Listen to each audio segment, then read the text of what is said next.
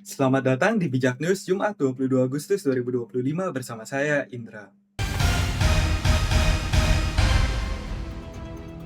Informasi pertama, mantan staf Ketua DPR RI Marzuki Ali, Abdul Haris menegaskan dirinya sudah tidak lagi aktif di Partai Demokrat meski namanya masih tercatat sebagai anggota. Secara formal, nama masih tercantum sebagai anggota Partai Demokrat. Iya, tapi keaktifan tidak, hati secara batinnya juga tidak, ujarnya. Ia bahkan mengaku kaget ketika istrinya menemukan namanya masih terdaftar di DPC Demokrat Kabupaten Tangerang. Haris menilai arah kaderisasi Demokrat bermasalah karena ada figur yang dipaksakan muncul tanpa melalui tahapan organisasi. Ia mencontohkan Agus Harimurti Yudhoyono yang dianggap belum matang. Secara logika, itu salah satu putra yang digadang untuk pemimpin masa depan, tapi saya masih sangsi akan kapasitasnya. Justru pematangan organisasi lebih tampak pada Ibas ketimbang AHY, tegasnya. Lebih jauh, Haris juga menyinggung dinamika Kongres Demokrat 2010, di mana Susilo Bambang Yudhoyono disebut lebih condong mendorong Andi Malarangeng sebagai ketua umum, namun Anas Urbaningrum justru menang. Ia mengaitkan konflik internal itu dengan kriminalisasi politik yang menjerat Anas dalam kasus Hambalang. Kalau salah, kenapa harus dikriminalisasikan?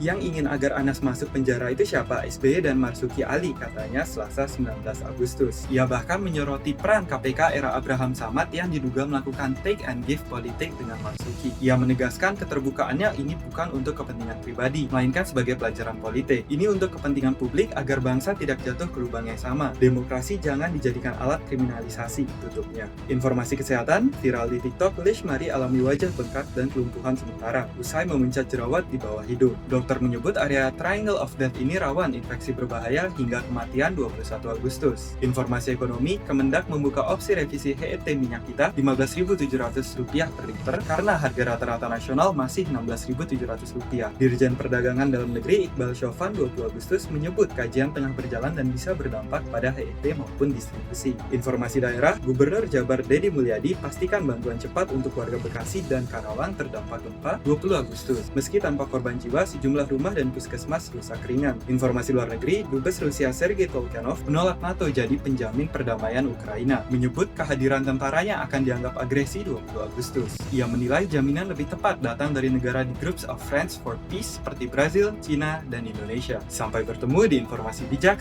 berikutnya.